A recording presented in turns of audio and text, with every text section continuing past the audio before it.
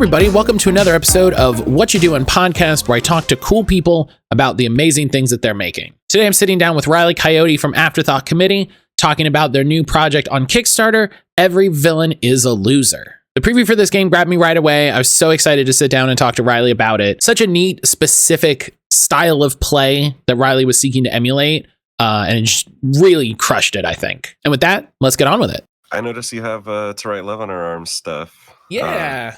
We used to work with them when I was in a band. Hell yeah. They were like one of our main charity groups that we worked with. Yeah. I'm from Florida, so no way. Yeah. I've been raising money for them, doing streaming stuff for like 4 or 5 years. Oh, that's awesome. Yeah. They're a super cool group that I love raising money for, and it's a fucking amazing cause. As a survivor, It's an amazing cause. I'm very happy to do it. Okay. The light looks good. Let's stop doing this. Yeah, I accidentally took a nap on the couch. Like I was just sitting there like this. And then I had that moment, you know? And I was like, all right, let's get up and walk around a little. And that happens to me every day. I hate it. And it's like, my wife was like, well, if you think you need a nap, maybe you should take a little nap. And I'm like, no, because the nap will ruin me. That's my side of things. I'm always like, even the slightest bit of a yawn, I'm like, it's nap time. I'm too like antsy to take a nap. Like it takes so much for me to like get you know, like get into the groove. Yeah, the whole like phase is more effort than it's worth. Yeah. By the time you're actually falling asleep, a couple hours has already passed. Right. It's like I've laid here for 45 minutes and I haven't slept and I've just wasted 45 minutes. I could, you know. Right. I get it. But that's my superpower. I say all the time, my superpower is I can fall asleep anywhere if I need to sleep. Like if you really need to. Once it's sleep time, done. Off. Nice. It's great. Okay. Yeah. This is how these go, and I love it. I love this. I love just the jump in, start chatting. Oh yeah. You know? No, I love people that can make podcasts that are like super professional sounding and they're big professional interviewers, and that's great. I love that for them. I'm too chill. Like I'm trying to be like, I'm professional. I should have a structure, you know, and I'm writing down questions and stuff. I'm not completely freewheeling, but then at a certain point, it's just like, man, whatever, you know? Yeah. There's no need to corporatize, you know, at a certain point, keep things relaxed. At a certain point, like I'm talking to a Yeti on a Discord call, like maybe I can relax a little bit. Yeah. Hey everybody, welcome to What You Doing podcast. I'm Matt. Today I'm sitting down with Reilly talking about Every Villain is a Loser. Reilly, say hi. Hello. Thanks for having me. Thank you for you sort of reaching out. So Every Villain is a Loser is a Zine Month project. I was reaching out to a ton of Zine Month people because let me tell you, there is no shortage of cool projects going on during Zine Month. Tell me about it. It is ridiculous. I feel like I saw a whole bunch of them leading up to it. And then as it's come out, as it's been going, I feel like they're tricking me. And every day someone is launching a new project that they're like, you thought it was all of them? No, we got another one. Yeah. Oh, they're fully doubling like overnight. Right. Like, psych. I've never talked about this until this moment, but here's another one.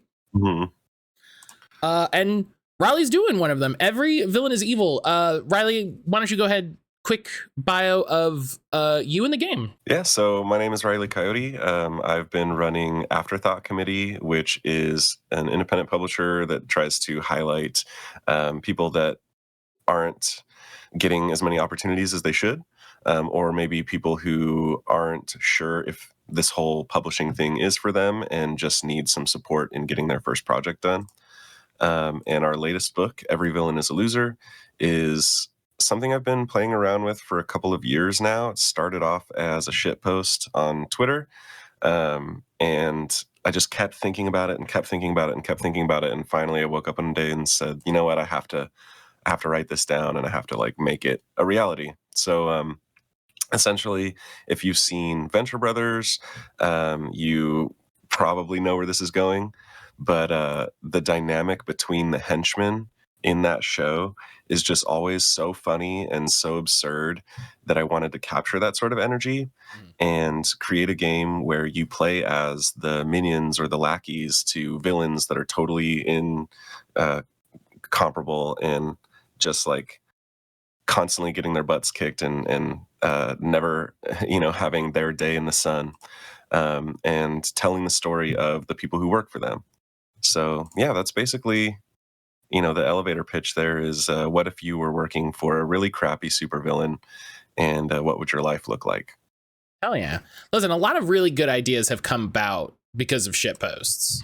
Oh, or, for sure. just like, it's a lot of really good ideas that I think people discard because they're just like, well, that'd be ridiculous. Who would do that? Hey, Right. guess what? So, maybe put a little polish on that idea. Maybe it comes to something. Yeah. I mean, that's exactly what it was. I was just like, oh, I'm just going to make a funny little post. And then it kept me up at night for like literally a full year. And I was like, okay, this is something. I love it. So here we are. It. That's how this podcast started. For years I said, I would love to have a show where I just talk to people about the stuff they made, because I feel like I'm surrounded by and just always in spaces with people who are doing cool stuff, making cool stuff, working on cool stuff. And I'm like, it would be really fun to like put my energy to helping highlight those people and, have them talk about the production, the creation, their inspirations, all of this stuff. And like, I just had that idea for years and would say that to myself, like, oh, it'd be so cool to do it. And I put it on social media once, and someone was like, well, then fucking do it. And I was like, just do it. All right, shit, damn, fine. Yeah, You're gonna be like that, and there you go. It literally took someone going, do it, stupid, and just like, oh, all right, okay. Sounds like, yeah, for sure. It's funny, this project has somebody like that. I don't know if you follow Keegan EXE. Yeah, on, Keegan. Yeah, Keegan was basically like my first cheerleader in this idea and recommended a book to me that was like a similar sort of what if, henches were part of like a temp agency, I think is how that story went. Yeah. And yeah, they were just like, oh, you've definitely got to, read this book, and I would love to see this game exist. And I was like, okay. Like reading the book and talking to them about it, I was like, I think there's something special here. I think, yeah. So it's a shit post. I think we're onto something. Yeah. But yeah, I definitely owe this book to Keegan. I love that. People discount. I don't think people discount. I think people undervalue the impact or underestimate the value of that just somebody being a cheerleader, somebody being excited for you to work on something, someone just saying like, hey, that sounds like a good idea. You should do it if you want to talk about it. It's come up a couple times talking about Zine Month stuff, Zine Month Quest, or Zine Quest, Zine Month, Zine community in general. Just the work and impact and like value of the community in the scene. For sure. And I love seeing people mobilize around Zine Month of like, here's your templates, here's whatever, here's your easy PDFs for layouts and all of this, and here's graphics if you want to, and here's your dimensions and all. And it's just like, damn, when people are working towards a thing, we're unstoppable. You think you get 5 people with their head going in one direction, and that's part of why I love Zine Month. Yeah, I mean, that's honestly why I even got into it in the first place, is because there were so many resources and people like cheering each other on, and it made it super easy to just jump in with no experience and put something out there and get it in front of people. And yeah, the feedback ever since has been really good. I love how many people seem to have their first TTRPG thing, at least for the last couple of years, their first thing be a Zine Month thing. Mm-hmm. Mm-hmm. I think because of exactly what you said, like the amount of friction that other people have removed for not only like creation of the thing and making sure it's in a right format or layout or whatever, but then also navigating the crowdfunding process. Totally. You know, because Kickstarter, from what I hear, not as easy as you might think as a person outside looking in, as maybe it looks like on the front. It's pretty stressful. That's for sure. I brought this up in a different interview, but I learned very recently talking to somebody that you have to physically press the button to start it. And I had to take a beat when I heard that, because that sounds like the most stressful moment of my life. Yeah, it was. I really wish that you could schedule it, because I remember setting an alarm for like 3:00 in the morning so that I could catch 6:00 on the East Coast and 2 p.m. like in Europe, and missing my alarm because I was so tired, like staying up, the night before, and totally missing that window, but it's cool. I get somebody that I talked to said like, oh, it's, so you can adjust up until the last minute. You can make sure everything's absolutely perfect. I'm like, no, that's good. I'm glad they have that. Also, maybe let me lock it in and schedule it for, Exactly. And you can still edit and change things during the campaign anyway. So, no harm, no foul. But speaking of every villain is a loser, or evil as it is stylized, the first thing that grabbed me right away was the art. Honestly, that the artistic style, I'll put for the video version, I'll put some of the stuff up. Just immediately grabbed me as a person who, I grew up in the late 80s, early 90s.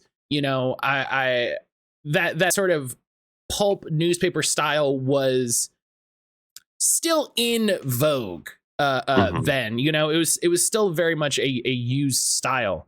So it's just amazing to see it. It immediately just jumps so hard. All of the color choices and stuff, good. So evocative. What made you decide to go with that style? What sort of specifically influenced you to pick that? That's a great question. So essentially, I knew right off the bat, like, that I would be publishing this as in a zine format, and I wanted to do like the layout and art as close to a comic book as possible, so that it feels like you're reading a comic and a game at the same time.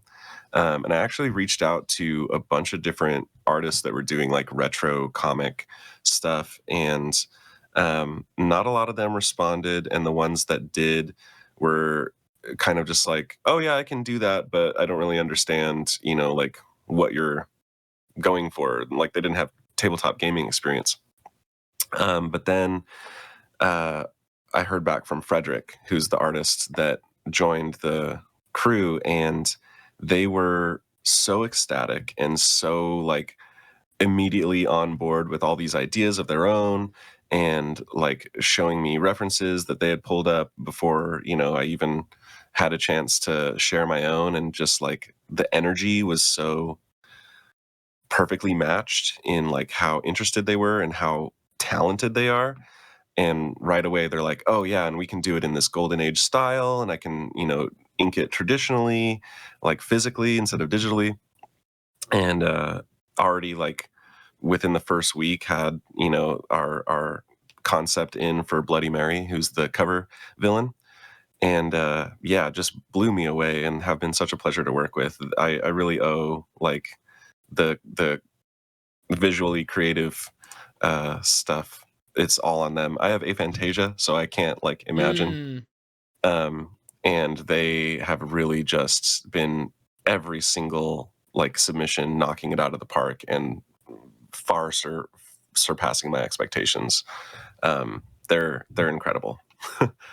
That's awesome. And I just love the idea of him just being like, yes, awesome. Let's, like, not even just like, yeah, that sounds great, let's work together, but being like so enthusiastic about the process. That's awesome. Yeah, a true collaborator. Like, I've worked with a lot of artists over the years, and typically, you have your pitches, your concepts, and your ask, and you say, this is what I want, and kind of do your own thing with it, and then you don't hear back from them until they submit a sketch or something, and it's kind of hands off. But yeah, with Frederick, they've been like fully collaborating with designs, with characters. They even put one of their own like original characters into the book, called Rex Comet, which is a really fascinating villain. Um, yeah, I love their work so much, and they even offered to do like commissions as part of the campaign. So if you wanted to get one of your own characters drawn in their style and sent to you on a nice physical card, that is an option. Love that. And they're also signing inks of the 5 villains that are a part of our campaign. So if you wanted to own a piece of their art, definitely recommend those tiers. Always cool. I always love looking at a Kickstarter, especially for something that's ostensibly for a single product, like a TTRPG book, where it's just like, okay, what you're getting is the book. I'm always interested and curious as to like what extras are offered, or like what fun ideas people come up with, because sometimes people come up with ideas that are just like, wow, like I would never thought about this, or I've never seen anyone else do this before. And even something like art prints is such a fun, unique idea that oh yeah, wow, like that art really grabs you, and it's just a nice extra way to appreciate the art separate from the game. So yeah, getting like a custom drawn character, that's super neat. Yeah. I love that. Oh yeah. I just love the idea of like someone being so into like their D&D character and then getting them like in this golden age comic book style, because how unique is that? Like you never see that. So I would love if somebody got some commissions, just because I want to see what what Frederick comes up with, honestly. So Every Villain is a Loser has sort of 3 main ideas. I'm gonna double check the page here to make sure I get them right. The 3 universal truths. Yes. Every villain is a loser. All heroes are bastards, and you always make it out alive. And it's the third one that I'm really interested in. As how those come into play. I think the first 2 we get what's going on. Understandable. Yeah.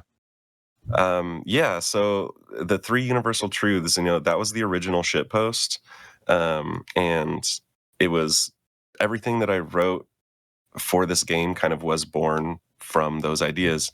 And you always make it out alive is one of the most important aspects of it, I think, because in order to really like dial in the absurdity of some of the stories that can be told with a game like this, the most fun part of it is figuring out, okay, if you're in a building that's falling, for example, and your supervillain and their arch nemesis are in the middle of this horrible fight that is just causing damage and destruction everywhere, and your friends, the crew who's like non-player crew, are dying left and right, how do you figure out a way out of this and on to your next job? And yeah, just like the things that people will come up with on the fly trying to justify like surviving amidst incredible odds is beautiful to me. It's always silly, it's always absurd, it's always really fun. And yeah, it's a way to push your characters forward, because let's say your villain's going to lose, they might end up in jail, they're not going to have a crew anymore. Well, where does that leave you? Do you want to make a new character and work for a new thing? No, you take that same character who survived, and then they're going to level up and get to work for a stronger villain.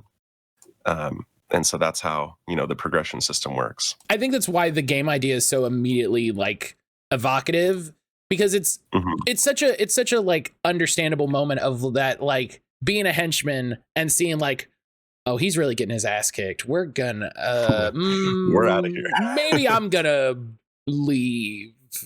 Yeah. And that's the thing too, is like it's only the player characters that make it out alive. So there's plenty of opportunity for death and destruction left and right. But as a player character, obviously you have the opportunity to retire your character in death or whatever. But yeah, it's all about like the story is specifically about the players and their characters at the table.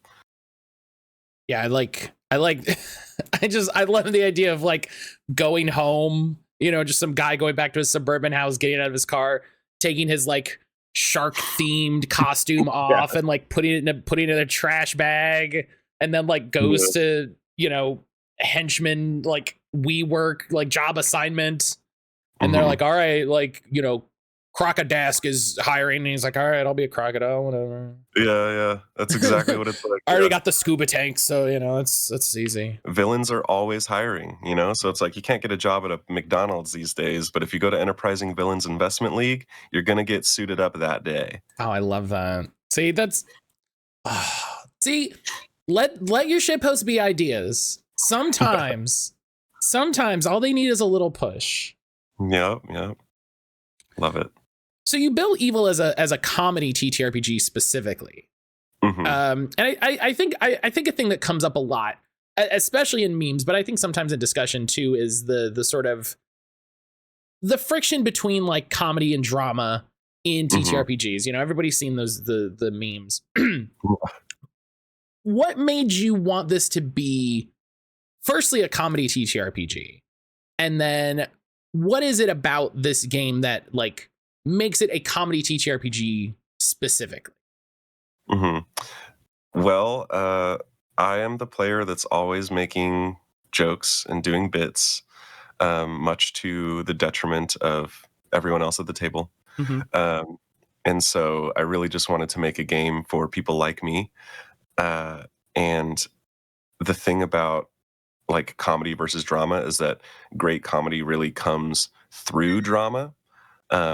So like a bit isn't necessarily going to land very well unless there's drama there to support it. Like it can't just be all laughs all the time. There's a lot of rising and falling energy that comes there. But so I really just wanted to make a game that sort of matched the tone and style of play that I find most rewarding when you're sitting around a table with your friends and you're all cracking jokes and laughing and, having a really strong reaction to like each other's sense of humor. That's just a beautiful thing. The other thing is that there's a lot of superhero games out there that don't necessarily lean in that direction. They're all about saving the day or, solving mysteries or, power fantasy. And so, I really wanted to set this game apart from other like supers games, and lean into the comedic aspect. What really helps set that tone, I think, is that you're not playing as someone with powers. You're not playing as a villain or a hero. And because you're in this sort of like absurd system of having to support someone who's always failing, that just leads to generate lots of comedic potential, really. So you mentioned characters can level up.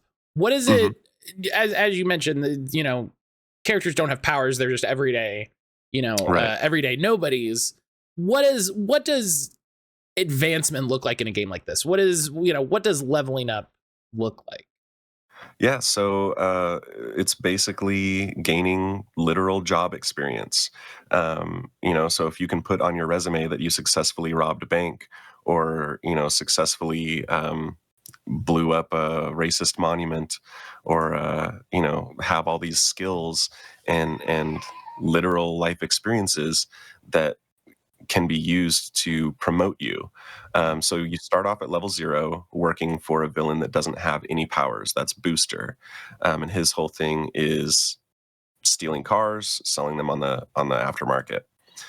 So if you're able to gain enough experience working for Booster, then when you go back to the investment league, they are going to take a look at your experience and say, hey, I think we can, promote you. Let's get you a little bit better pay. Let's get you some more interesting or at least workable gear. And we'll move you up to a level 1 villain, somebody that has superpowers.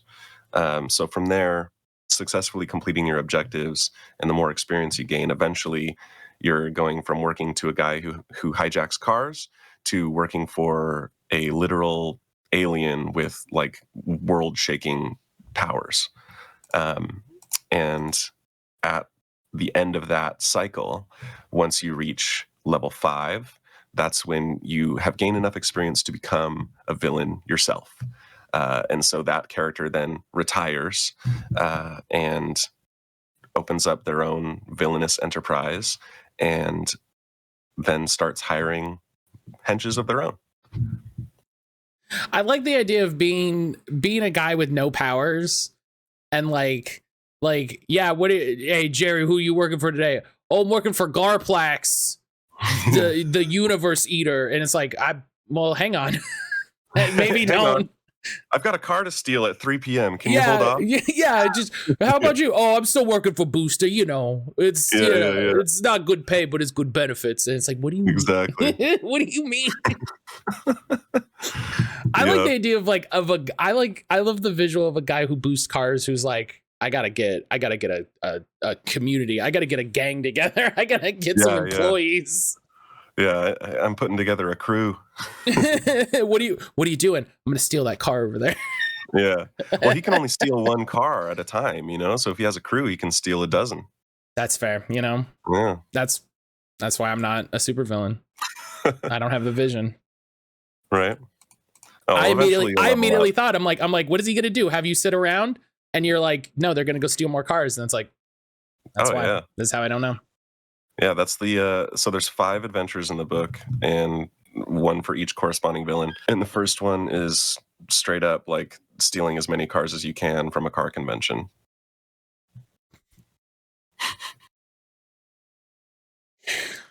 See, that's just good. Sometimes it doesn't need to be more complicated than just the thing. Sometimes it can just be, you could just be like, yeah, what's your game? You're henchman and you got to steal a bunch of cars. That's it. Yeah. That's all you need. Oh yeah. It's so easy to just like drop in and start playing. There's not a lot of complicated rules. There's only 4 stats and you roll a D100 for everything. So it's really built around me having ADHD and not wanting to read a lot of rules and knowing that if you can get someone to sit down and be playing within 5 or 10 minutes, then you've got a good approach going. I love TTRPGs. I love TTRPGs that are nice, good rule books, full of mechanics and player options and stuff like that. But the thing that I've found not missing in that it doesn't exist, but I feel like it's not as much of a focus for people sometimes is in board games what's called a beer and pretzels game. Something that's just on the table. It's something that you're playing as you're chatting and you're hanging out, and it's a background to the social thing, right? And it's a game that you're playing just to give you like another thing to be doing as you're chatting. And I feel like that is a lesser explored space in TTRPGs is the sort of games that you can just, you're just like, listen, you don't even need a character sheet. Just like, here's an index card. Here's a piece of paper. Just write down these numbers, right? Here we go. Like we're just gonna be chatting. Sometimes you're just gonna have to roll a number and tell me if you fail. That's great. We're just gonna have, know. And I think that's why the OSR is so big or is so big because people wanted to. Well, some old guys are just old, but people liked the sort of simplicity of, roll a die. I fail. Oh, the orc kills me. It sucks. I'm gonna get a beer. Yeah. I think it's interesting to see these games that are exploring the space of, you just roll a die. It's fine. Don't worry about it. Yeah, I'm definitely drawn to the beer and pretzels games these days. I definitely still play my fair share of crunchy, multi supplement books. But yeah, there's just, like you said, there's something nice about just being able to like sit down and start playing, especially like if people in your friend group aren't like diehard tabletop folks. And so, yeah, my goal with these games is to reach new audiences and to be able to like just pick up and play whenever, wherever. Yeah, and it's a thing I think people struggle with TTRPGs. They expect it has to be this big complicated thing, or you need to have all of this lore or whatever. And it's like, you want to play TTRPGs? Cool. You work for Booster. He steals cars. You're at the 67th, Tacoma Drive Camino meetup. Here you go. Yep. That's great. It's what makes me laugh, like comparing and contrasting board games and TTRPGs, because board games run the gamut of complexity and size and weight, and I feel like everybody knows it and accepts it. Like board games have games that weren't designed but are the weight to play while you're deciding what other board game to play. Right. Like people have games that it's like, we'll play this and then we'll figure out what game we really want to play. And I can't imagine anyone doing that. I mean, there's probably, hey, I'm going to say it, and then someone's going to be like, actually, Matt, there's this really simple one. But just it's interesting to watch people cut TTRPGs down to just core mechanics, core resolution. Like, here's what we're going for. Here's how we're going to do it. Boom. Yeah. I mean, at the end of the day, it's you and your friends sitting at a table trying to tell a good story with each other for the most part. And so, yeah, there's only so many ways you can complicate that. If that makes sense. Gotta check my internal lore wiki. Hang on one second. I gotta keep all my villains straight. So you mentioned Evil's a D100 game. And I gotta ask you, Reilly, what's the correct way to read a D100? Oh, that's a good question. Do you mean like 1 to 100 or 0 to 99? Exactly. That is the exact question. Yeah. What happens when you roll 00? What does that mean? What's the correct answer? You're making a judgment call here. Yeah. Wow. I flip-flop on this a lot. Also because I play Mothership, which itself flip-flops on that. But in this game, triple zeros is 100. That's what I accept as correct, but I also always yell at people. It doesn't matter as long as everybody at the table knows what they're doing. Doesn't matter if I read it the same way as you read it. As long as you read it consistently, then we're fine. Yeah, it's funny. I also think it's silly that it's like, no, it doesn't go to 100. I'm like, what do you mean? It's a D100. It has to go to 100. It has to go. There has to be 100. Yeah, no, it's I do flip-flop on that a lot. I get the 0 to 99 thing, and that is how I play Mothership. But yeah, every other game that uses it, I'm like, no, it's 1 to 100, please. My buddy Ryan has made so many TikToks about it. It's become such a thing that I'm just like, all right, yeah. Nerds will argue about anything, I guess. Character experience. I'm curious about this. So you mentioned like characters have resumes, and they go back to. I did catch this. They go back to Evil. Yeah. For job placement. Yep. How does that, like, I'm interested in the mechanics now. You got me interested in like the finer workings of the game. So you have 4 stats, D100, I assume roll under. What does the mechanical things look like from going from one tier of villain to another? So your stats, you have energy, villainy, influence, and luck. And as you gain experience, those stats increase. And so every level you'll get a stat boost, and then you'll get a promotion. And the promotion comes with a different gear list. So each like villain has their own gear list of stuff to take with you on your heists and things. And the way that experience is calculated is in objectives. And so every plot has different objectives. And if you succeed on all the objectives, then you level up. If you fail any objectives, then you need to go on another job. So like maybe you need to break them out of jail, or find someone else at level 0 to work for, or something like that. I like the idea of getting like a gear pack, like a promotion bonus, or like a signing bonus, where it's just like, okay, so you're working for Gorflax. Here's your laser pistol and your space mask. But then I also love the idea you said, like, if you don't get enough XP, you might have to work for another villain. Just like you have to pick up a shift on a Saturday. Like I really gotta level up. I gotta, Exactly. Well, so there is a chapter specifically built in that's like, okay, if you don't complete enough objectives to level up, your next gig is breaking your villain out of like the villain prison. And there's like a whole thing dedicated to that. So that, I think, is probably going to be more common than not. This idea of like, well, we were, everything was going really well, and then, Sun Lord showed up and ruined our whole plan, and now I got to go get this guy out of prison, because if I don't, he's not going to be able to sign my paycheck. Like, and so I find that really, really funny. This idea of like, well, shit, now I got to do another job, or else I'm not going to get paid.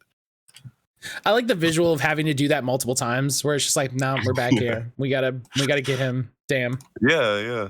I mean, how many times can the Joker be broken out of, Arkham? It's like, we're really leaning into classic comic tropes here. It's the things people don't realize are that common, and I feel like comics have almost intentionally moved away from that, where it's just like the story doesn't start with like, oh, the Joker, right? It's just like he wasn't in prison, so he's not broken out of. He's just around. Don't worry about it. Whatever. The Joker's doing Joker stuff. Because like you said, like how many times can it be like, Batman, the Joker broke out of prison? Like, can you get better funding, or like exactly. Like from someone who isn't me. It's like, I'm spending a lot of money on my own cave here. Is there an oversight committee or some sort of governmental body that can do surveys? This feels habitual. Yeah, it's pretty funny. But that's the beauty of comics. A lot of that stuff. Yeah, that's the beauty of comics. It doesn't matter. Who cares? Exactly. You want the Joker to do. This is the thing. Not to go off on a tangent. This is the thing that came up in a different. This is the thing that came up in another interview with TTRPGs. Just do the thing. I feel like I think people struggle with, like, they're like, oh, I want my character to do something, or I want this to happen, and we have to figure out a way to justify it. And it's like, try to do that. And if you can't do it in like 2 minutes, it happens. Whatever. Just do it. Just get moving. I'm a big fan of the in media res openings too. Like, you don't need a lot of preamble. You don't need to worry about the details or the logic. You just like, this is happening now. Right. What are you going to do? Yeah. We're not worried about the bank robbery. The bank robbery happened. Now we're on the escape from the bank robbery, because that's the exciting bit. That's where that's the bit we're worried about. So don't worry about it. I think that's why so many people loved Blades when it came out. It was just like, you're not going to spend an hour coming up with a plan. Roll 4d6.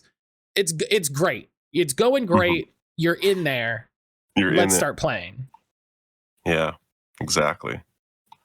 And I think games do an okay job of that, but I think players struggle with that. They and for whatever reason, like, I don't know what it is in media or whatever that people come across that like they need this like hard, like 1, 2, 3. It's like, just jump to 3. It's fine. Well, I mean, people naturally love to tell stories, so I see why it's like an instinct to have the setup and the plot and everything else like well laid out.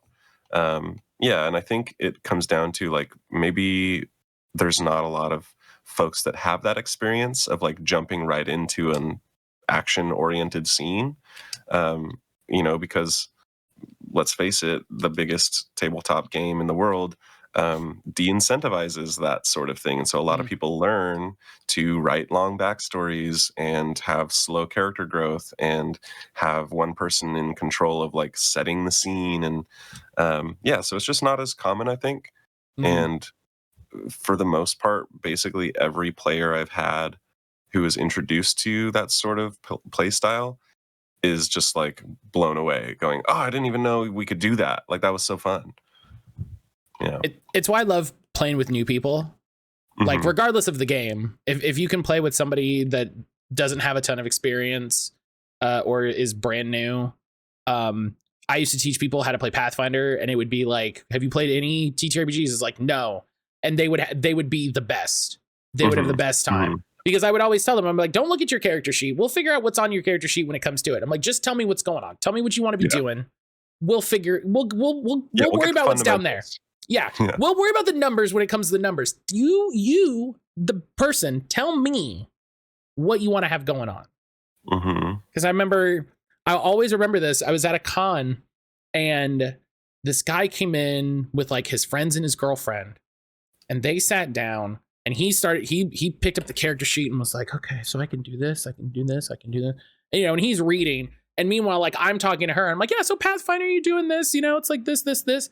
And she was incredible because she would just be like, here's what I want to do. She's like, "There's a guy, I want to go around here and I want to do this." And I was like, "Okay, so roll that. And then what's that? Okay, cool. Yeah." And he was so focused on the sheet that like he lost the connection from the game, and she was in it the whole time. And I'm just like, there's something there, man. I love it. I love when people are just so keyed in. There's something about having a list of things you can do that feels limiting to some people. So you're like, well, if I have this list, then that means I can't do anything but what's on the list. And then, like you said, somebody who has no experience with games is just like, can I do this? Can I do this? I don't know. I'm just making shit up. I used to run games for people with no experience at my buddy's pizza shop here in Long Beach. And it was always the same story, people jumping in with zero idea of how games work and just being incentivized to make shit up and finding the joy that comes with like, "Oh, that's how this game works. I get it now." It's so beautiful. It's always great when people get it, regardless of the game that you're playing. I try not to trash talk D&D on the podcast just because I know if I do, we'll be here a little bit. I hear you. Just to be like, I won't shy away from it, but it's just like we'll be here so long. So reading over the Kickstarter page for Every Villain is a Loser, it sounds like the mechanics are, and feel free to correct me if I get this wrong, feels like the sort of gameplay loop, the moment to moment play is, players are doing what they're doing. They're trying to get their objectives. They're trying to rob the bank, boost the cars, whatever they're doing. And in the background, the hero and villain are having their back and forth, their big moments. And then the success and failure of the players dictate narratively how that conflict is going. Yes. So there's two styles of play, with or without a GM. So if you have a GM, essentially they are doing the bigger picture stuff. They're doing the villain fighting the hero. They're doing the world responding to the players. And when the players roll, what they're rolling for is narrative control. So essentially, when they roll, whether they succeed or fail, they're going to then narrate what happens next. And then the GM and the rest of the players then adapt to that. So let's say you're safe cracking at the bank and your villain and your hero are, flying overhead in this big battle, taking all the attention away from you.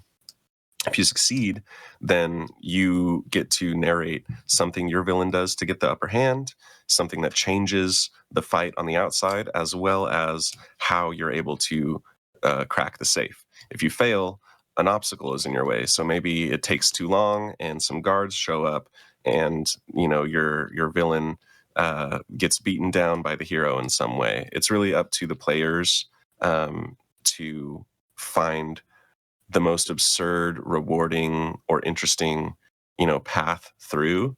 And that's what, the dice are there for, is to allow them opportunities to, when they have an idea, they roll to see whether their idea is going to be successful or not and push it forward. So without a GM, it's literally just the same thing. The whole table is responsible for coming up with, what's happening in the grand scheme of things while their characters push the story forward. What made you decide to make this a game with a GM-less option?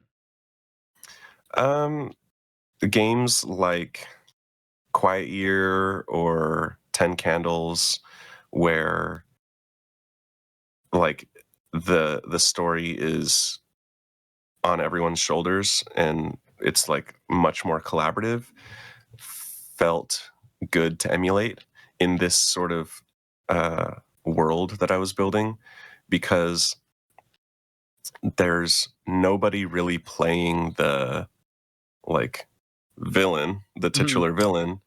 And so what would that look like if we all had a say in, what was going on? And I just think it's more, I don't want to say bonding, but I think it's more of a collaborative experience if everyone at the table, whether they are very vocal or maybe they just have, one idea a session, to have the option to change the world and their characters, and have that agency and autonomy over the story. Mm. I was actually surprised reading the Kickstarter page when it mentioned there was a GM, because like you said, like the villain is not a sort of central character. It's not a focus. It's not a focal character. And so I was actually surprised to read it was a GM'd game. Because like you said, it feels like so naturally collaborative. And it's a very lighthearted experience. Like you're not busting out a bunch of stat blocks and all of this to like figure out like, oh, what's Mr. Smasho's atomic ray? You're not worrying about hit point damage and all of this stuff. And so it really seemed like playing this GM-less was such a natural fit. You just absolutely get to hang out, throw dice, and then what do our silly guys get up to? Yeah, I mean, it was really written like initially as GM-less, and the reason I call it GM optional is because I do leave space for the type of like players who want to really settle into like the villain aspect and draw up plans and like hold meetings and then like do a lot of prep to really like lean into like more simulationist play. But yeah, at its core, you really don't need a lot of prep or a lot of like material or a lot of mechanics or anything like that to get a game going. So yeah, I think most people will probably play without a GM. That's what the focus is.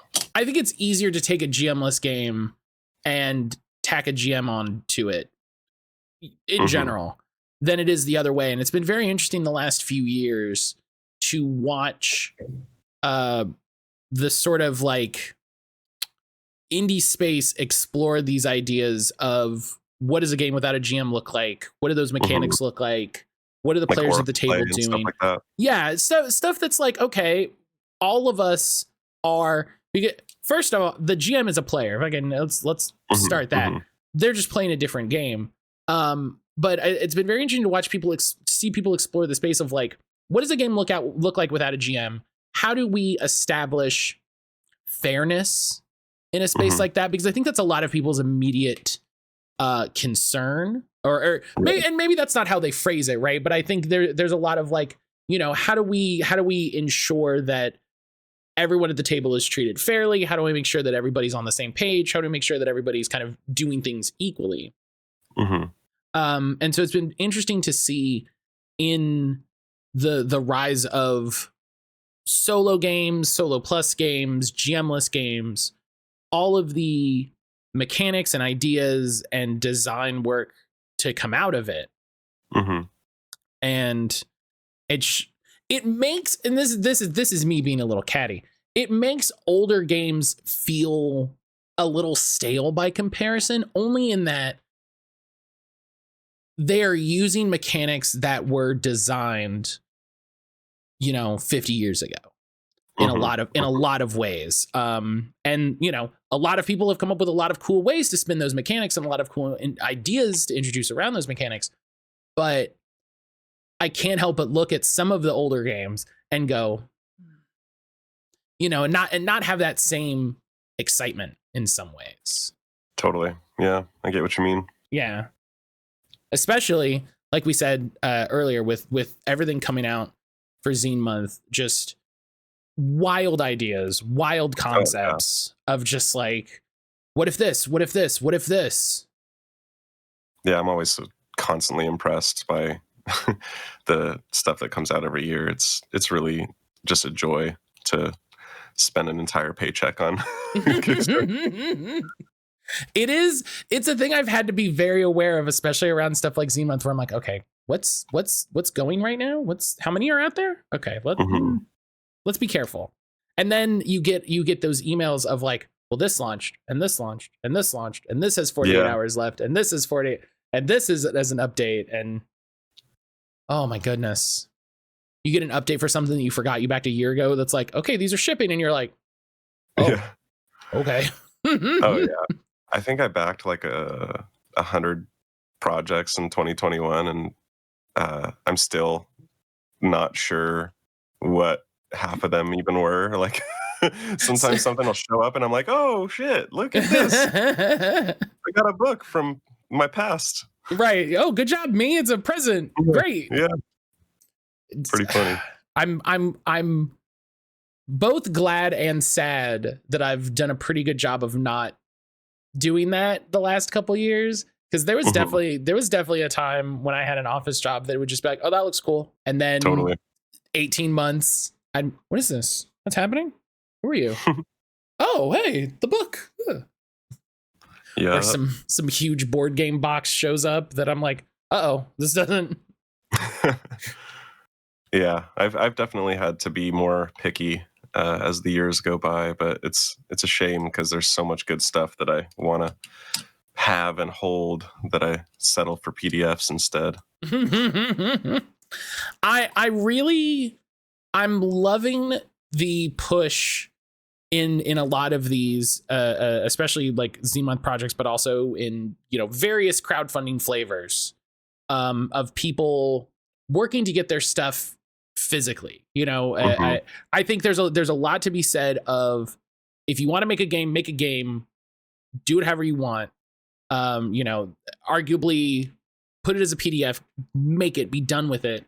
But I it's been really amazing to see people put all this work in to make a thing. Yeah. You know, and there's such a different thing to be like, this thing. Yeah, to have it in your hands. Yeah, I talk about that a lot. That's literally how my first book was made too. Like I wrote it for my GM. A friend and I were in a Curse of Strahd campaign for a few years.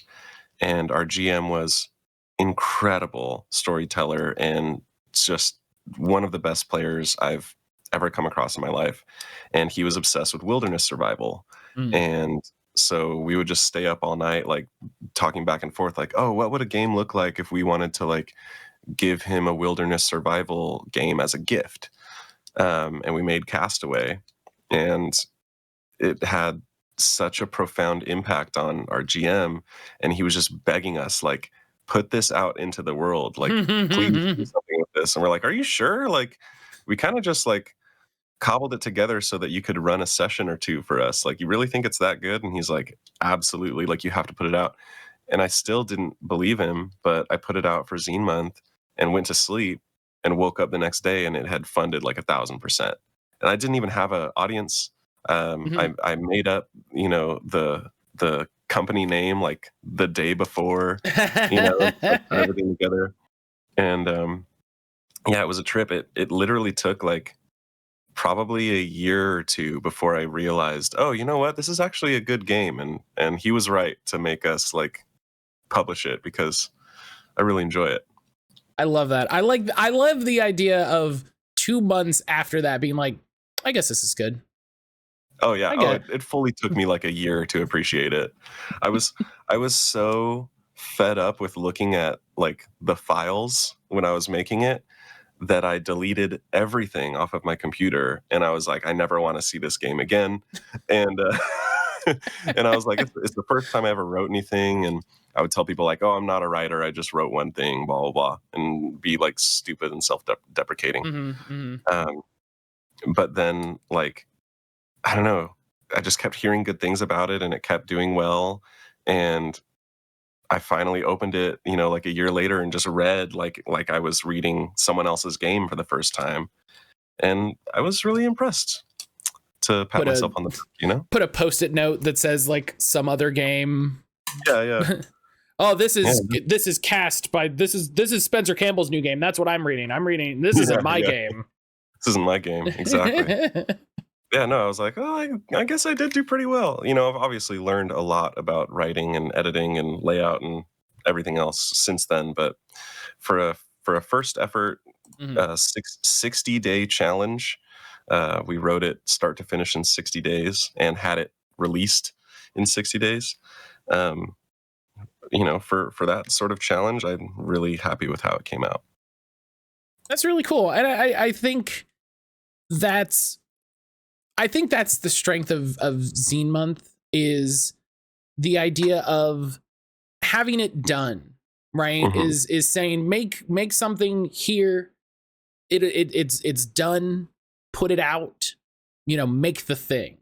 And I think, like I mentioned, like I think that's why so many people's first thing is for Zine Month, is because it helps it go from being, oh, I'll do it a game, I have this idea, it could be this, when, like we talked about, someone says, here's what you need to know, here's the layout PDF, put all it in here, here's the website to get like copyright free images, boom boom boom, here's talk to this guy about layout. Work has been laid for you. Yeah, when all of that road is paved and ready to go, it takes out so much of that you can just be like, oh yeah, oh, I made a game, oh shit, oh, we're already done. And I think that's great. Like, I think helping people just get that idea out of their head is amazing. Like, even if it's the only thing they ever do, even if they go, oh yeah, I just got this idea and I did it, and that's great and that's fun and whatever. I think so many people don't want to, and I think this is just a thing with artistic pursuits. I think people get so in their own head about the quality of a thing and whether it's good and whether they're worthy and whether it should exist and all of this, that I think, and this isn't like people are stupid and should do this. Just I want, one of my goals with this podcast in general is to help people like get that it's like no one knows what they're doing. Nobody knows. Nobody, the person that you respect the most, like think of the person that wrote your favorite TTRPG, whoever that person is. There was a time when that person had no clue what they were doing, and they wrote that, they created that, they put that out, and now they slightly know more, but still mostly don't know what they're doing. Most of us don't know what we're doing most of the time. Right. And that shouldn't stop you from doing the thing that you want to do. And it's especially in a creative pursuit, a creative endeavor, just do the thing. I completely agree. And I would even add to that too, like something I talk a lot about is the last 5%. People very often will bring something to 95% completion and then agonize over perfecting it. And I tell people all the time, I'm like, if you're at 95%, it's finished. Like you're done. Because yeah, like whether it's music or books or video games, even I'll play a video game, get up to the last boss, and then put it down forever. I don't know why I do that. You're not the only person I've heard say that. Yeah, and it's the same thing with creating things. Like I write a lot of music too, and I'll work on the same song for years, and then just be like, I don't know what it's missing, and it's like, no, fuck that. Like, just call it done and move on to the next thing, because finishing something is really like the part that the muscle that you need to train. So yeah, and a lot of people get caught up on the perfectionism. And I think it's that 5% that really drives people nuts. Like you said, like they get stuck on it being perfect, on it being just right, on it being exactly what it needs to be or whatever. When it's like, but hey, what if it was done? Yeah. What it, you could always do another one. Yeah. You could always do a second edition or make edits or whatever. Like I've done plenty of that, and I know lots of people have, put out updated versions of their games and stuff. You can always do that, but it's going to be so much more difficult to even identify where to go if it's not out and in front of people and getting feedback. And it's just about finishing, I think, is a really big important part of it. It's why I've loved it's part of I've loved itch.io.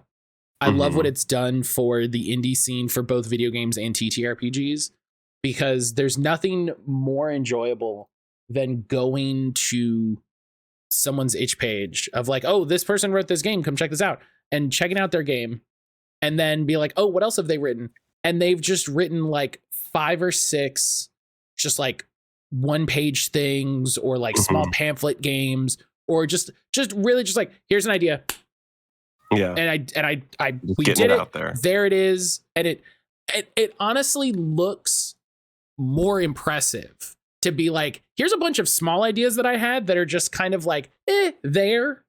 And maybe it'll be more things. Like I've seen people the last year, I've seen a few people have small ideas that they put on itch and then go, I want to expand this. I want to make this a bigger thing. I want to give this like not an expansion, but like literally just make more of this thing, make more bigger page count, more options, whatever. Totally. Yeah.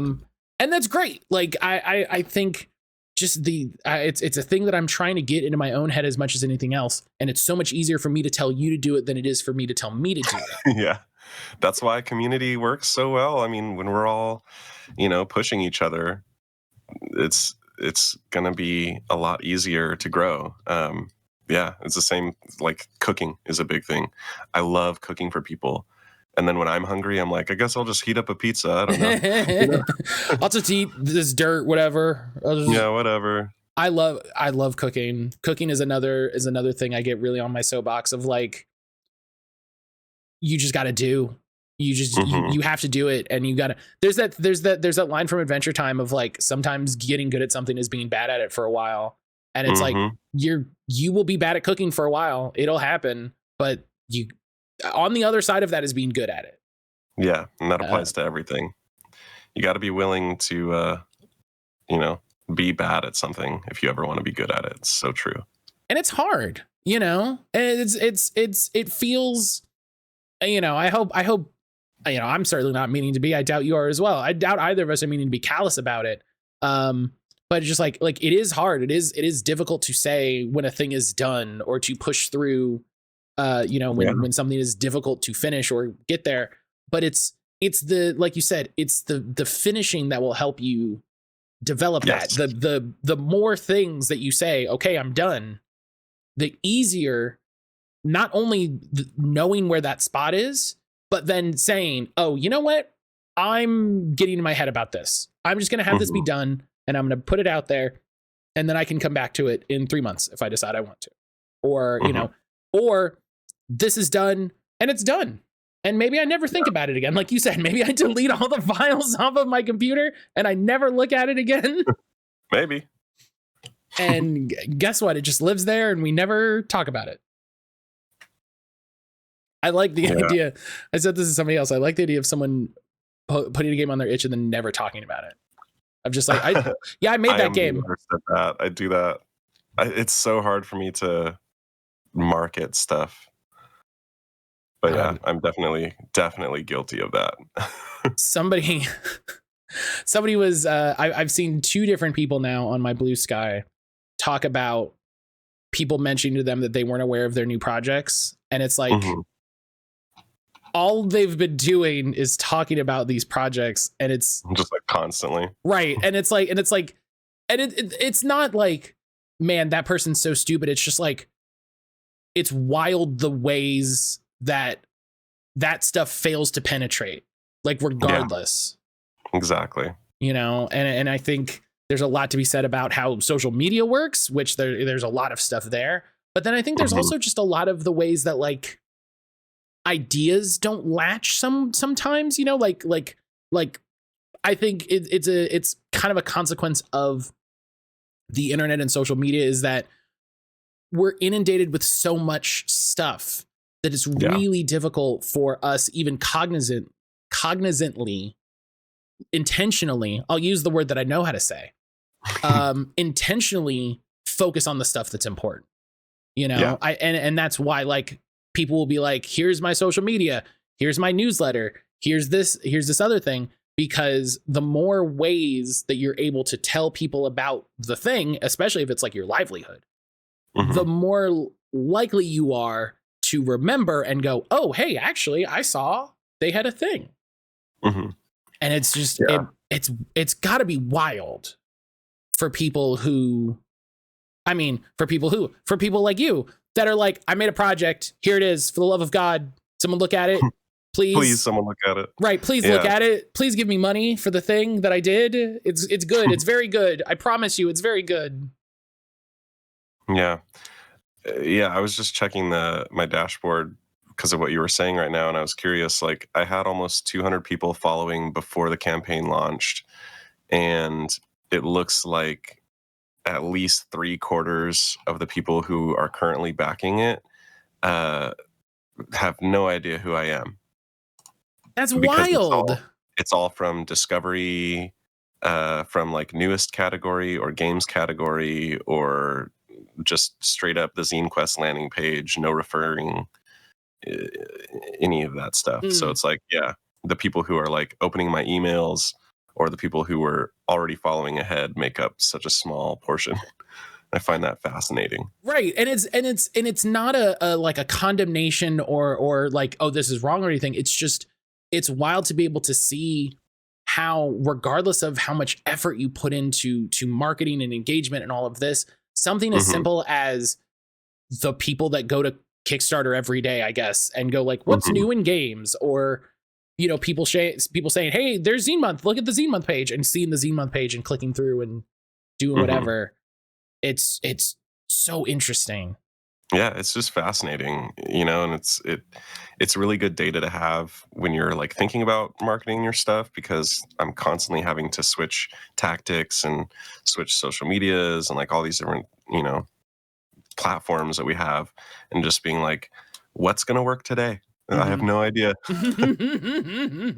Have you considered like a big sandwich board and a bullhorn? Just like, I think that would get outside a pretty good amount. Yeah, maybe I'll print out like a big QR code and bring it to my shows, you know? Be like, hey, if you like my music, you might like my books. There was an indie game dev on TikTok that did that. She just printed out like a big board with a QR code and went and stood out on the street and was like, do you want to play my game? And I was like, hell yeah. Listen, trying everything. I respect it. Like, yeah, it might work. You know, some people, I remember she did a TikTok talking. She did a TikTok obviously of like, look at what I'm doing. This is wild. And then was like, okay, so here's how that went. And she said a couple people were really interested in it. And I was like, sometimes that's what it takes, you know? Yeah, you got to get creative. Never doubt a guy. Listen, they wouldn't pay people to spin signs if the guy spinning signs wasn't effective. Yeah, exactly. You might drive by and go like, I know there's an H&R Block here. What are you telling me for? And then someone else is going to drive by and be like, oh, holy shit, H&R Block. Exactly. That's so true. That's how it works. So we talked at the top about the art in this game and the fantastic style. The last person I interviewed about their game was very fresh off of seeing something on Blue Sky with art. And I think I want to make it at least a regular TTRPG, you know, designer question. And it was basically talking about people's tendency to not ignore, but sort of sideline and not give proper credit to internal art in a TTRPG. And I think there's a lot of things that go along with this. This is going to be kind of like a weird open-ended question, because it's just like art. Just like, what art? And what are your thoughts on art, on like art in TTRPGs? How much importance do you place on art? What role do you think art has? This feels like very hoity-toity questions, but I'm very curious about like people's thoughts about this. Yeah, I'll answer from two perspectives. From a personal perspective, as someone with aphantasia, I find art to be extremely important. For example, when I was running a game and my players said, "Oh, we want to get horses. What do these horses look like?" I had to go to Google and image search horses to be able to describe to them like how long a horse's mane would be or what color it might be or all the visual details they were looking for because I cannot conjure that image. So a game with evocative art helps me a great deal to understand the setting and the tone and the characters and everything else. Obviously it can be limiting if you're like, I could imagine this person to be any which way, and now that I see them represented, they're only ever going to look like that. I do get that, but yeah, for me personally, I think it helps a lot. When I think of it as a creator and as a marketer, I find it a lot less important.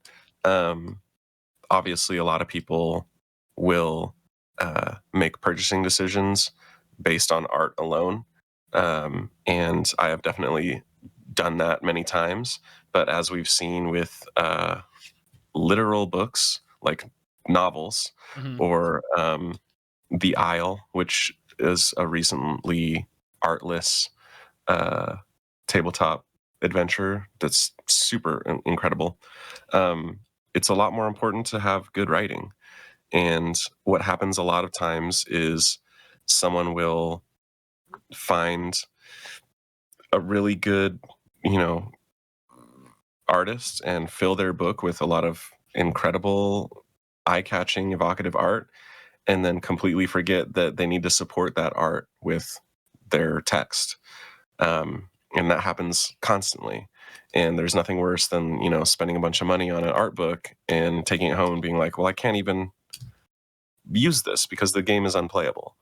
I've run into that situation more times than I'd like to admit.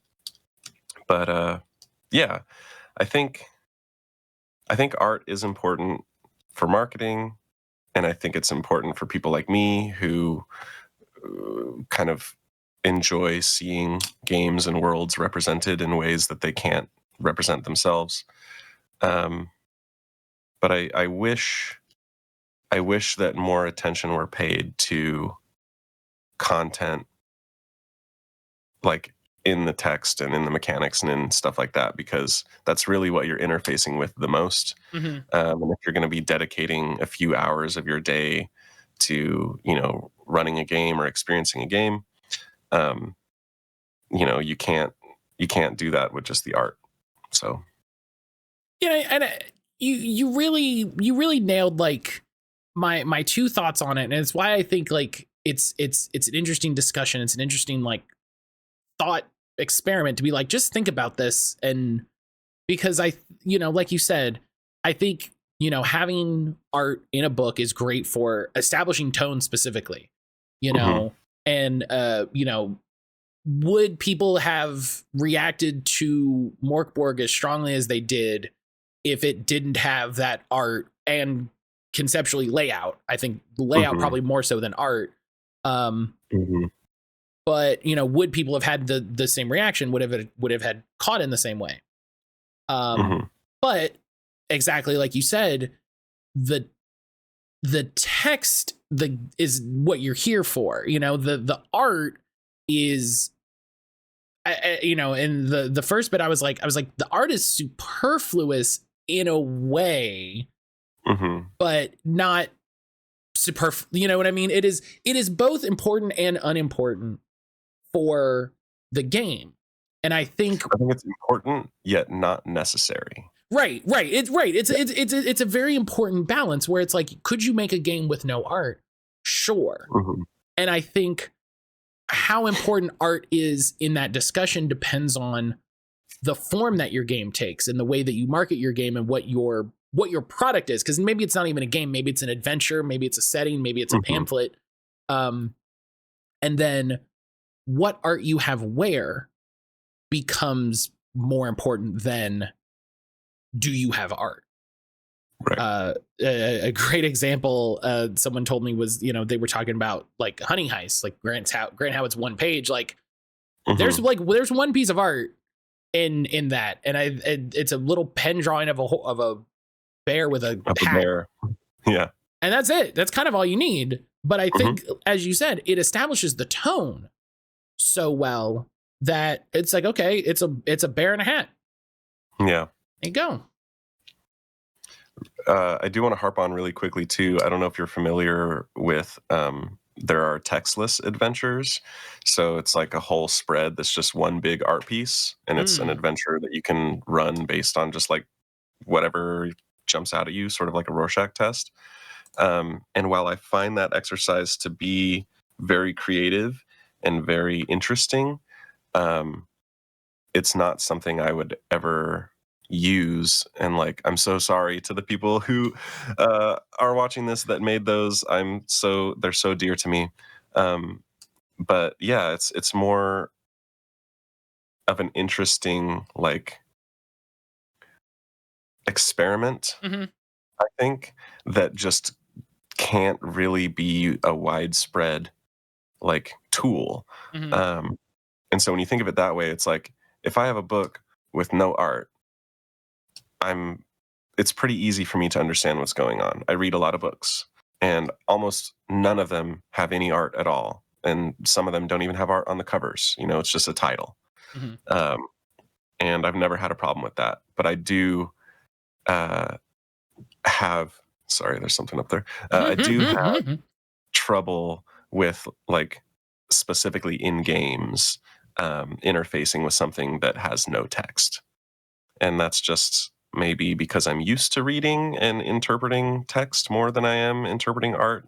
But at the same time, I decorate my room with lots of art that doesn't have any text on it. And, I have no problem interpreting that. So I don't know. It's just an interesting concept to think about. Yeah, the post sort of like stuck with me. I read it and was like, I understand where they're coming from, because it was someone who does like art for RPGs and was like, it's cool that someone is covering the game that I did art for and never mentions my art. Right. And I'm like, I absolutely get where they're coming from. And then also my brain just spun off on all of these things of like, how important is art in a game? How important is it to talk about it? And all of these things. And so I'm like, I got to ask everybody about this, because I feel like a lot of people will answer similarly to this, because I feel like a lot of people who make TTRPGs or make work like understand that like, yeah, art is cool. Like you said, it is good. It is not required.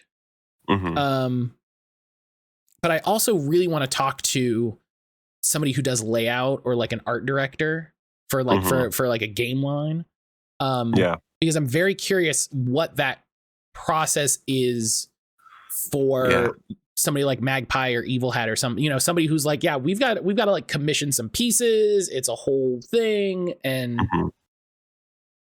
I mean, yeah, speaking as a layout designer on that, I think the flow of information is such an important like concept that I'm only just now starting to see like gain widespread popularity among indie creators. I would say like study restaurant menus and like things like that for good information design. But newspaper advertisements and stuff like that are also really good. But yeah, a lot of times people are like, oh, I'm just going to throw some art in there and then put the text around it and then go. And then you'll be reading the book and be like, I can't like understand where this is going because it's laid out in such a way that's like confusing. So yeah, I think talking to someone who does layout or like art direction for much larger companies would be really interesting to get their perspective on that. I think layout is a thing that I think people who don't make TTRPGs don't consider how important layout is and don't realize how important layout is to whether or not you can engage really well with a book. Exactly. And I think and I'm not going to put anybody on blast for bad layout because it happens to, all kinds of people every day. But I wonder how many people have realized where they're just like, yeah, I just couldn't get into that game, when the problem that they had was they were having trouble understood, like the flow of information. Like you said, they were having trouble parsing it. Right, like just literally getting the text into their brain in a way that like they could digest it, they could understand. This is one bit, this is one bit, this is the next bit. It was really funny. Tyler Crumrine put on Blue Sky the other day the update to the game that they have coming out that's in like Realis? beta. Yeah, Realis. He was like, yeah, he's like, I'm going to be adding a table of contents to the PDF soon because I didn't know it even needed it. Yeah, I just didn't. He's like, I just didn't think of it. I think that's so funny. I think it's so funny to be like, yeah, oops, my bad. I think we were going back and forth on that with details of our escape too, when we were in the middle of that project. Just like, do we put a table of contents? Like, probably doesn't need it. It's only like 40 pages. Who cares? I think there's arguments to be had either way. I think there's definitely a conversation of like, once you reach a certain size, it becomes a little more important. I think more games should have PDF bookmarks, maybe more than like a table of content. Agreed. I would much more into the PDF bookmarks. I'll fight that fight. And what was I talking about the other day? An index. An index would be very helpful. Because nerds are nerds and like to reference things. Yeah. And making those reference things easier for everybody is better overall. All right. So the last question, as we're getting to the end here, I always have a question that I hit everybody with. And first of all, and so that I don't forget, Reilly, thank you so much for coming on the podcast. I really appreciate thank you again for having me. Yeah, I appreciate everybody. I say this every time. I appreciate anybody who takes time out of their incredibly busy schedule doing all of this Kickstarter stuff. I'm asking you to give me some of your time during the most stressful moments. So I greatly appreciate everybody. So this is the 3 question. In the first episode, I asked somebody what their top favorite 3 something was, as just like here's how to end the episode. And it was such a treat. I enjoyed it so much. I was like, I'm going to do this every time.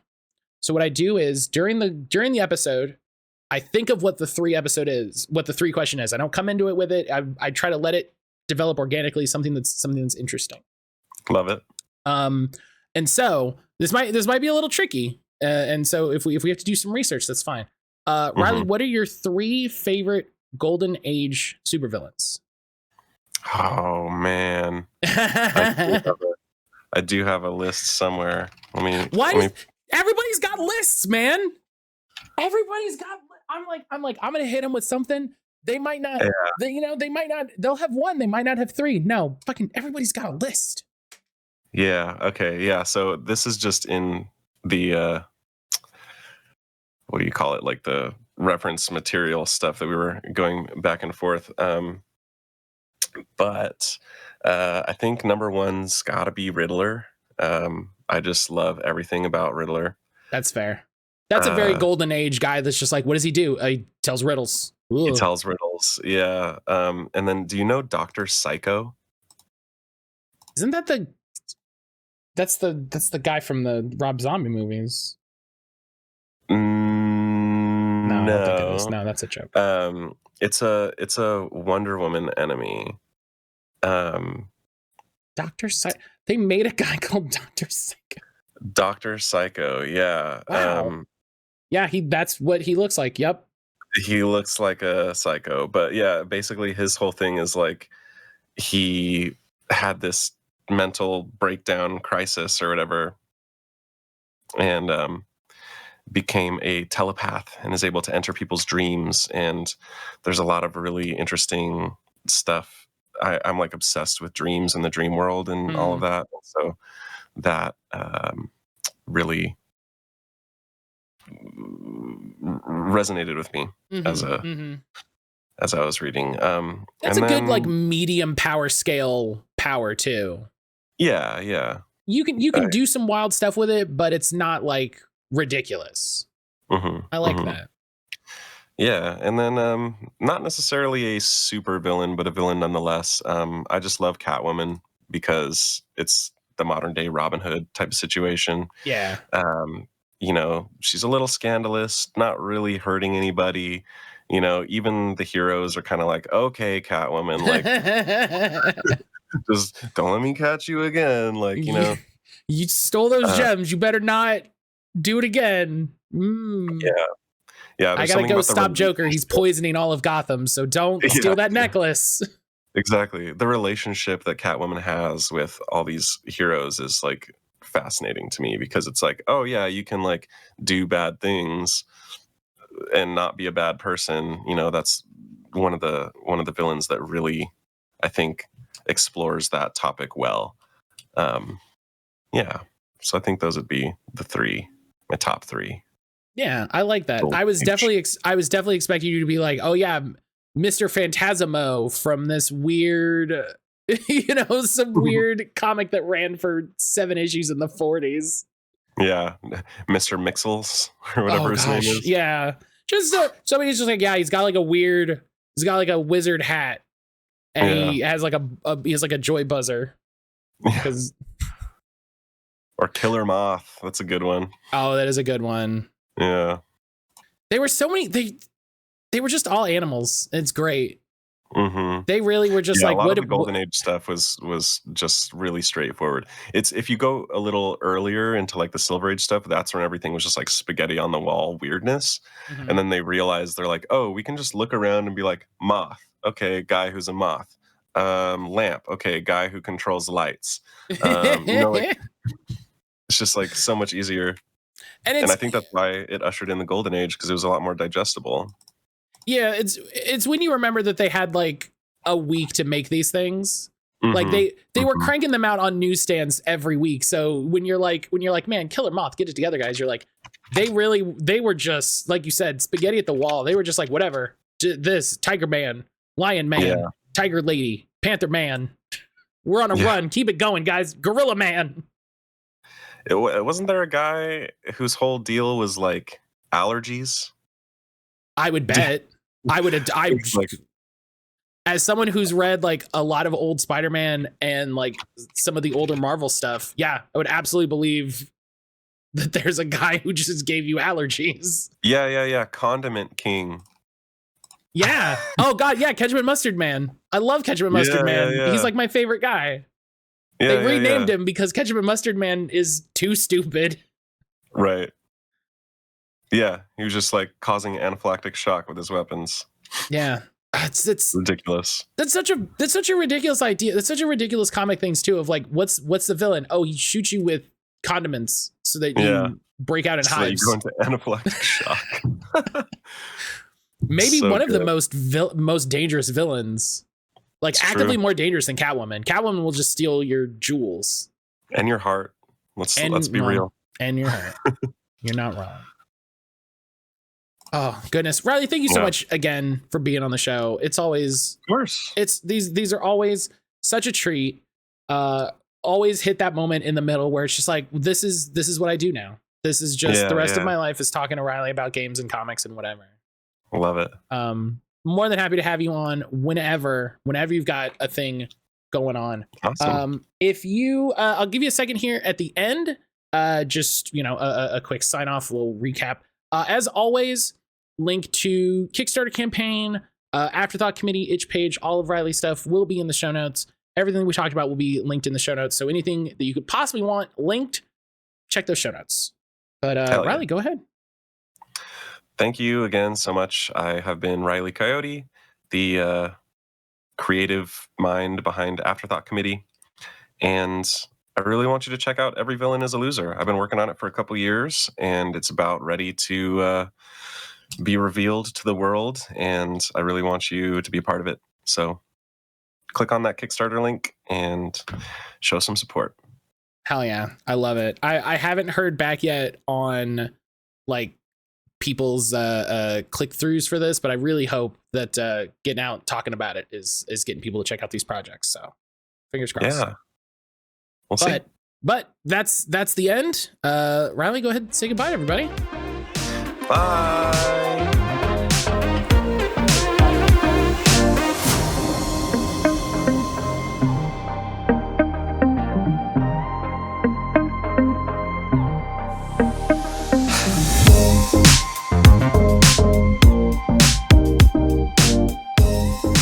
And that's been the episode. I want to thank Reilly so much for making time, sitting down and chatting with me. As I've said, it's always so cool.